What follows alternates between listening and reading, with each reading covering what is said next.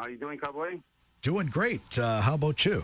Excellent. I was sitting outside the fire, and I missed this song because I came inside for the call. And I would have loved, of course, I'm a big fan of Ollie and Crazy and Blue and all the rest of them. So my wife and I actually came inside. Yeah, we're listening outside. We had a little fire going in the backyard here and relaxing. And then he came inside 5 minutes before because I said, Cowboy, you'll be calling me anytime, so I got to get inside the house. And I didn't get the calls after 12, so I missed your song. Aww. So I still can, I heard the end of it there, so that's still good. Thank you. Anyways, today's Recruit and Conciliation Day, so it's a big day for many, and to reminisce and remember and deal with the struggles of the past. And there's a lot of hardship still existing out there, a lot of pain, sorrow, and hope. I've seen the author of the Orange Shirt Day and this morning on CTV, and she was talking about the whole issue of hope. And at the same time, reminiscing when she was 6, taking out 6 and seeing a shower for the first time, not realizing, what that's all about, and then just everything strange and foreign to her, and how scared she was. And it just reminds, I guess, all of us, and especially young generation today, don't understand that segment of what happened to their grandparents and great-grandparents and sometimes parents. So when you look at it, you reflect the strange and scary situations that occurred to thousands of people. And of course, the residential school was more designed for First Nations than Métis are. Of course, Métis did go also to residential school, but not in the degree of First Nation. So we had ours is called the day school. And of course, we went through a lot there, and but those are not being recognized by the government at this point in time. The schools I'm talking about, like Duck Bay and other places, but even I had nuns teaching me, and they were quite vicious, very vicious. And I'll never forget the straps I got in my wrist with that rubber hose and metal inside of it, and just for speaking Soto, and I couldn't help it because that's how my mom spoke, and so they'd whip you in the wrist because you're soft there. And that hurt. It burned like, some might as well say when you put a match in, or a lighter, Terrible. And it hurt, I tell you. And then I remember I had to put my nose in a circle and chalkboard on my tiptoes.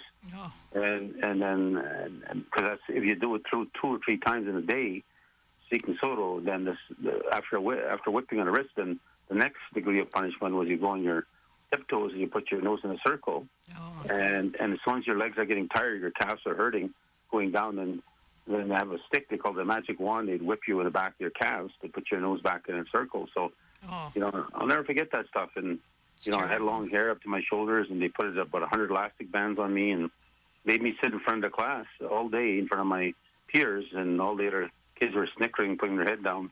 And I had to sit there all day, and with no paperwork or nothing, just sit and be stared at like a example, I guess, to be made of. That's so tragic and sad. It's terrible. It is, but at that time, my mom, I go back, my mom didn't speak English, so spoke, if any English, was very broken, and so there's no way for her to defend me, and I go home and tell her. And I remember when they did that to my hair, I cried all the way home. I ran in the lake, deep snow, because I didn't want people to look at me down the street. I couldn't take off the elastic bands. Oh. And then so I got home, my mom cut it off with a scissors right away, and that was it. There was no more discussion. So she couldn't defend me anyway. She went to the school. What could she say? She didn't speak English. So, the hardships are there, but one of the things I'm proud of is we survived. Yeah. And look at me today. I'm the president, and you look at my background. I come from the Department of Justice for 10 years, and most of my family I'm very proud of. We all survived. My mom was very poor, and we were raised by a single mom, but look at where we are today. So we didn't let it defeat us. We didn't let us defeat us, and that's the thing about Indigenous people, and that's for us as Métis. Always use the phrase, never give up, and we never do, and we always have hope. We always are looking towards a better future for the next generation. So again, it's a day for reminiscing, a day for understanding, but also reflecting. How did you survive? And some that didn't, suffer the consequence. Lots turned to alcohol to hide the pain, and they didn't know. There's no counseling. There's no psychiatrist. There's no psychology coming around in the communities to address the pain and suffering by so many. So you can see that now kids understand, and like the veterans, no different to them. When they came home, They were treated as dirt, really. They didn't, there was nothing for them. There was a promise of a head start and everything to happen, and a lot of them didn't come home. They buried in foreign land, and the ones that came home were treated with such disdain. I've seen them cry. I was with them. I cried with them, but they too have suffered the consequences, and it haunted them. And a lot of them turned to alcohol to hide the pain and the suffering, because they've seen so much bloodshed over there, seeing their best friend's head get shot off, or pleading for mercy as they're dying in the side, so. Then they had to come home and be on their own, and it took 75 years for the Métis to get settlement with Canada, and they try to get something in reviving it again. So, but it's just a hardship, and that's I hope young generations don't see their parents or grandparents as though they were alcoholics. They were trying to find a way to hide the pain. Mm-hmm. They're trying to find a way to solve the problem that was hurting them and tearing them apart. So it's been hard for so many, and there's thousands out there. So I give my best on behalf of my government to all the Métis, but then also especially the First Nations, because there was so many of them that suffered so much in the residential schools. So my condolences to all those who lost loved ones, and also those that are suffering today. Mm-hmm. But a lot of them are coming out. They're being educated now, in the sense they're finding their own way. That's getting true. their degrees, and they're becoming lawyers, they're becoming doctors, and and authors, and so it's going to take some time. It took a lot of time to take it out of us, so it's going to take some time to get us back into solid footing. So again, I thank my Minister of Carrier for his work. We introduced the orange sash at our cabinet. It was actually made by a 60 Scoop survivor, and Naomi Clarke. Beautiful design, orange sash. And it was actually at Indigenous, a partnership with Columbia Indigenous villages. They made them for us. And there's 500. We're handing them out at the Assembly, at the AGA, on October 13, 14, 15. And they're stunning. They're so beautiful. Souvenirs to be kept, to be worn. I got mine in a box, and it's just so beautiful. I'm not going to wear it. I'm going to keep it as a souvenir. Hopefully my family will keep on keeping it. And it just tells a story about just all those people that suffered. And again, Minister Carrier and the artists, thank you very much. And to our partners in Colombia who made it for us. So every cabinet minister got one to keep. And I know Richard and I can wear his yesterday. He was there representing us at the football game. Winnipeg won, and he wore the orange sash around his waist, and it's so beautiful. So our minister is doing his part. And today all buildings our flags are flying half mast to remember this special day. And again, we look at across the province, our flags fly everywhere, and our families have them at home. They can fly half mast. We appreciate it. Just remember this day is a special day for so many, and to bring the hopes and dreams of those that still are going through some challenging times, and those that are seeking to find a way out. That we're there, and we support you, and we wish you the best. So yes, and happy. I'll use the word happy Truth and Reconciliation Day, although it's a strange name to use in the front. Happy, but I think the way why I say happy is because so many are coming out of this now, and there's still lots behind that need to go through it. But there are many today, and I was so proud of this First Nation author this morning, and a few others that have written books. Robertson wrote another book, and then there's another one on Thunder Bay. I was just watching the news this morning. I was watching it, and in awe in some ways, they're watching our authors, First Nation Métis authors, going out and doing their part by telling the story, so people get to truly understand it. So it's happy in that way for me that we're finding our way to get our, not revenge, but truly a premise of getting out of this syndrome that we're in, and we need to find a way out, because the next generation have to have way better, and they have to be equal footing to the future. That's going to be challenging them. So we've got to get ready for them. So again, it's a sad day, but it's also a day of accomplishment. So I look forward to people being proud today of who they are. Yes, it's a true day of hope. Go ahead, Ollie. What? I said it's a true day of hope. Yeah, true day of hope for sure. Now let's get some birthdays out of the way first. Happy 70th birthday to Dave Lavallee, who's celebrating his birthday. Lavallee tradition, September 25th is his birthday, Monday. Happy 10th birthday is Go to Jazz Gillespie, Desiree Gillespie's son, celebrating his birthday Wednesday, September 27th. Happy 14th birthday to Griffin Zorn, Judy Mayer's grandson. Oh, she's got a birthday every weekend. I don't know how much kids these people have out there in the fall. I just like teasing on that. There's always so many of them. So it's great to see her. Joey's so proud of her grandchildren and her children. And happy 32nd birthday to Marissa Sinclair from me and Glore, my niece and her godchild. And it's just something that we want to tell her. We're so proud of her. She's in fact works in daycare, and she's a manager, and she went to school, got her degrees, and so proud of her. So happy. When I'll bring my birthday present when I see you, Marissa, Glore and I will buy her something nice. And I think she'll pick something up for her. Happy birthday to my nephew, Tristan Lamran, who's going to be an electrician. I'm very proud of him on September 29th. He got his first to second year, I think, in school already. Cool. So happy Tristan Lamran. Tristan. I just got to watch my accent. Tristan Lamran. And so, again, kudos to you.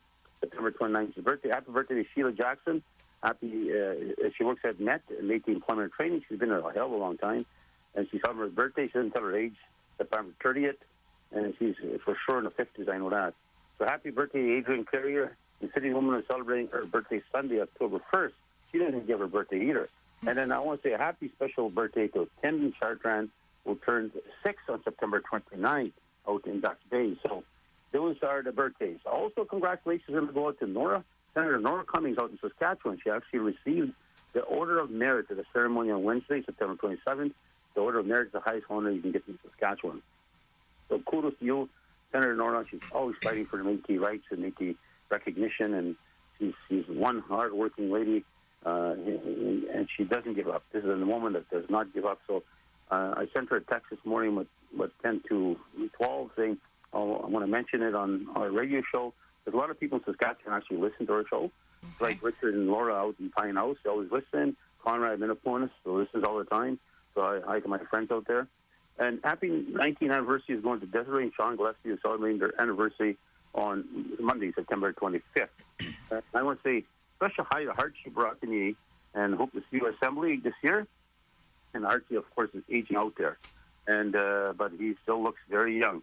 And then I want to say a special hello to Buggy and the boys, Derek and Daniel. And in fact, this morning I just had the a special treat that we had a fire going, and I have a grill on top of the fire. And nice. Buggy made fried. He actually, what do you say?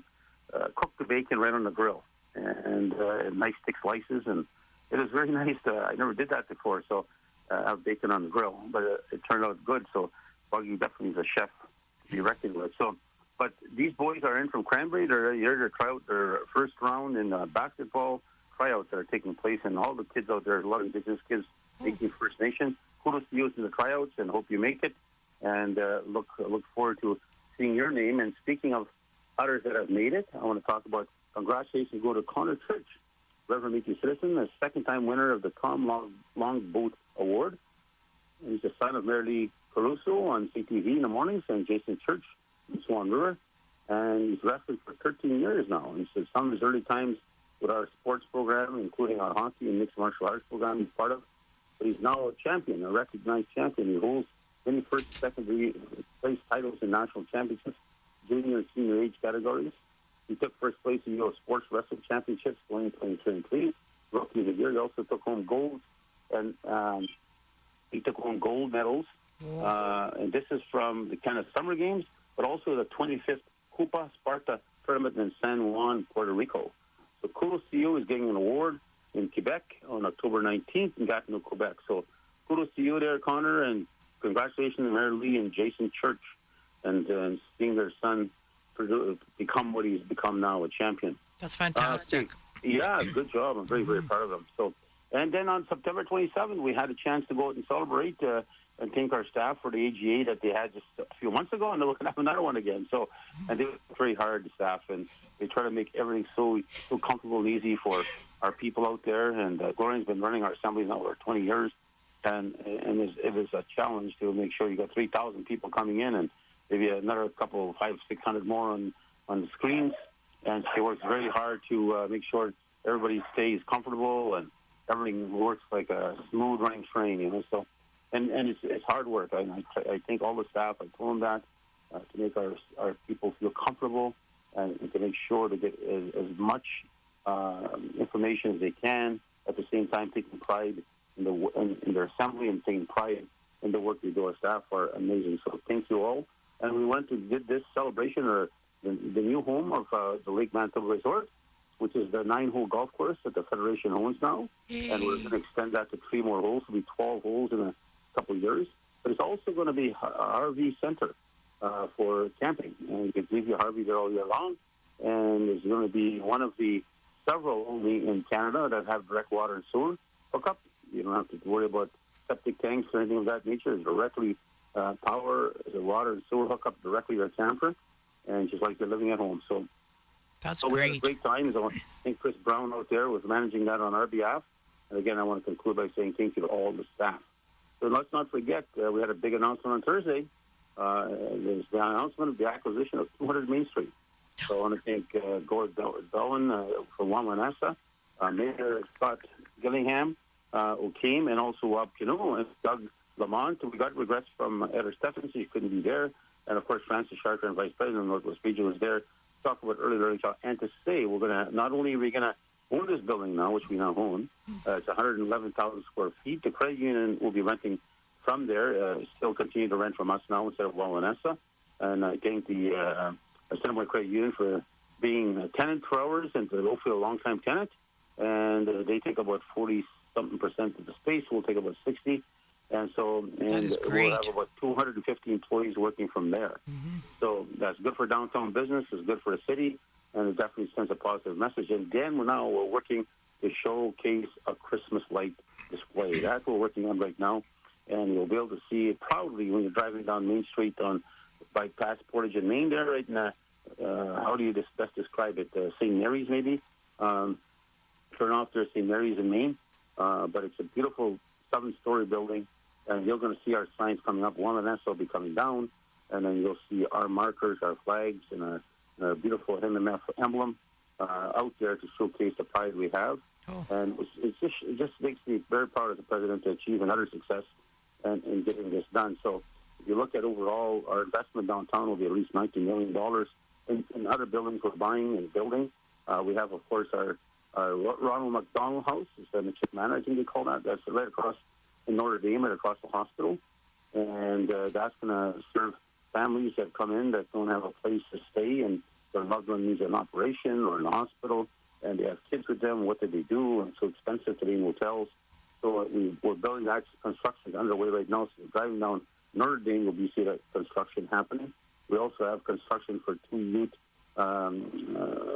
apartments, small apartments, to teach our young people as they age out of child family services. They have a place to live, a place to learn, a place to develop themselves, so they're not left on their own to search for what do they do for the rest of their life. So I'm very proud of our child welfare system. It actually keeps our kids to the age of 25, and they could stay there, and it will teach them to go to school, teach them to get back into learning what their next steps will be to take care of themselves as they age out to the future. So that's something I'm very, very proud of. So that construction's underway. Selkirk Apartments underway. Already a lot of people applying to live there. And then, of course, the next apartment block we're looking at is going to be on Anderson Highway. And so that's something we're looking at doing and to take care of our citizens, and especially the aging of our population. We're going to make sure we're taking care of our elders and our seniors. So, again, another success. So then we're building right now some storage units, 10,000 square feet each, the big ones. And so that's being built right now in the St. Boniface Transcona area, and they're already standing up and underway. So, and anyway, by people listening also in the St. George area, we have our duplexes going up right now. And so we're looking, I think, they're affordable homes and for senior homes, and that's in St. George. That's the Parview area, and the people that are living in that area will know that away. Mm-hmm. So, again, that'll be a beautiful location for somebody to go and retire kind of in many ways and have a very comfortable location right in front of the Winnipeg River. And it's a really beautiful place. So I look forward to seeing our people making applications to go move out there. And I know a lot of people are inquiring if I bump into this in stores or bump in someplace. I know in Chartrand, for example, even though we built 8 units there, they're asking for more already. But we're getting a lot of requests everywhere. We had a good meeting with the minister. I'm asking the minister that we need more money. And I make this clear to everybody. This is our tax dollars. We're not asking government to give us money. We're asking to give us back some of our tax dollars.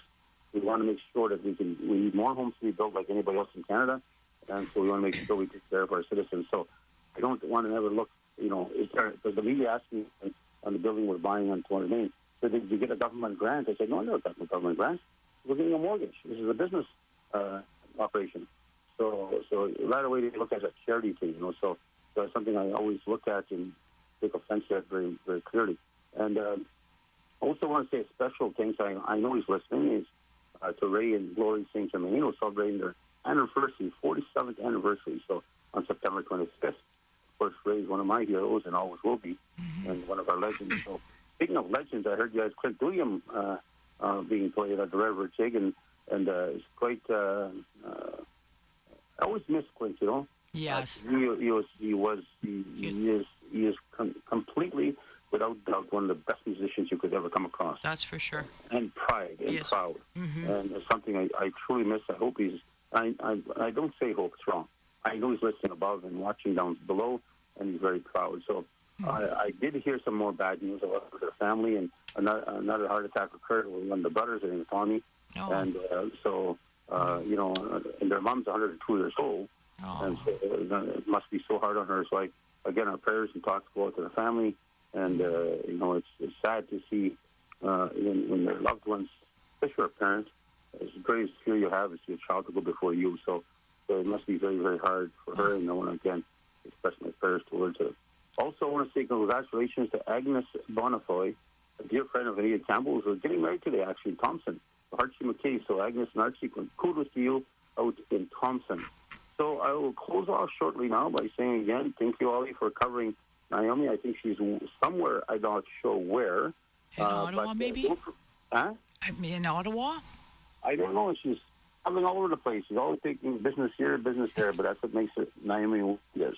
Now, let's not forget, by the way, I spoke with this Conservative Party, Conservative Canada Progressive Party on a couple of days ago. We had a very good discussion on the 28th regarding the identity theft that's taking place with the Métis today, where Ontario, these 6 new historical communities, how can they be historic if they're new? By stealing our identity, our flags, and our after sources right now, in fact, and ongoing. And at the end of the day, it's so wrong. They're stealing First Nation identity, they're stealing our identity. It is so wrong. And I expressed myself to the CP caucus about our treaty that's coming up, and making it very clear this is what we're doing. Our treaty is there to read, it's there to understand. This is 153 years in the making, and from our perspective, without a doubt, the Métis have the right of our rights-bearing people in this country and for our Constitution of Canada, not these new historical communities that are coming out of nowhere. They've never been around, they're not part of our history. They will never shed blood like we did to survive and live like the First Nations too. So again, also I want to say closing swearing-in ceremony, I want to say congratulations to the Chief Justice Marianne Rivelin. I could not be there, so I want to say kudos to you for your swearing-in as the Chief Justice of Manitoba. Now, the AGA, I'll close off with this. I'll have a couple more minutes, I think. I was late getting hold of because of this song was being played by Ollie. But the AGA is coming on October 13th, 14th, and 15th. Now, next weekend, I want people to be listening. There'll be 2 questions, one in the first hour, one in the second hour. Now, what we're going to be giving away, actually, is 1 ticket each show. And the ticket we'll give you is that there's going to be a monster bingo. A monster bingo we're putting at the AGA. That'll be $50,000 in prizes and a bunch of other prizes on top of that. And there's a $10,000 blackout and $1,000 games and $2,000 games, $5,000 games, on and on and on. And a bunch of other prizes. So this is going on, of course, Friday, October 13th. And pre-sale for the Red River Citizens is underway to October 5th. So you can get a hold of the Federation to find out exactly where. I think if people got a pen, it's called the Métis Marketplace. You can buy your tickets there. And I'm going to give out this number. So people get their pen. I'll get this number right away. But early bird starts at 7 o'clock. Regular game starts at 7:30. But we're going to give each, I think, 9 viewers worth $100. We're giving that as a prize next Saturday, the first hour on the quiz and the question of Métis history or Métis questions. And the second hour, we're giving another $100 ticket for you to have your 9 views. So you'll be guaranteed a seat at the Assiniboine Downs. So again, Red River Citizens, you got the first option to October 5th. There'll be 3,000 people from our assembly coming in. I'm sure a lot of them are going to want to play this, and they take home $10,000, or else 1,000 or 5,000 of TVs and other stuff we're giving away. Anyway, so again, it's a special time, and the number is 204-942-7535. Again, 204-942-7535. I wrote it down. You're probably going to try to get but you'll be doing the show, I think, so you won't be able to do it there. So, and all the proceeds, all the money earned is going to assist our veterans. Because there's veterans of World War II, but there's also veterans of today. And we need to do a strategy of the veterans that are today. We still have Métis out there that are doing it, and they need help. They need support. We need to provide as much support we can. It's a tough place to be when you're in the military because you could be broken down quite quickly by the system. And so it's fun. So I want to say to all our listeners, thank you for listening to Métis Hour. Look forward to seeing you at the Assembly. There's going to be a ton of work there that's taking place. And, of course, I look forward to seeing our citizens from across the province and across the homeland. So we have citizens that will be joining us from all the way from Saskatchewan, Alberta, British Columbia, and those that moved from Manitoba, moved from the west, that are part of the Red River, that now live in Toronto. We even had one join us last Assembly. She moved out to Australia. She works out there, and she joined us by Skype from Australia. Perfect. So our citizens do move around, and clearly at the end of the day, we have some of the United States that join us. And, of course, we have even people that from Vancouver that drove all the way here to be part of the Assembly. So, again, looking forward to seeing everybody there, and I look forward, again, to shaking hands with many, taking pictures, and giving an update of the growth of your government, the growth of your nation, and the place to find it. And don't forget, hunting season, draws are out there right now. We're giving away 26 permits for the ducks and porcupines because there's going to be a limitation. Conservation is fundamental to all of us, and only 26 will be allowed to be taken if you're lucky to get drawn and lucky to actually get a bull moose. Only bull moose allowed. We also have three areas of land we're going to draw for elk and deer, and those you have to apply for, but you can find all that on the website. Legal Plants Minister, along with Peter Fleming from Mentonas. And so at the end of the day, our harvesters, be safe, share your kills, share your luck if you get any. I got to get a hold of Ellen. Curtis might take me out hunting. So I do know I'm going to Cranberry after to go hunt. And if we do have our kill, as we usually do our fish, we give it all to elders and to single mothers out there that would love to continue eating their wild food. So take care, everybody, and I'll talk to you next Saturday. And I'm going to go back outside, sit by a little campfire we have going here, and reminisce and listen to the Métis Hour for the next half hour. Don't forget, get your bingo tickets if you want to be a part of the winner, and it goes to a good cause. Take care, everybody. Okay, thank you. Bye. Bye-bye.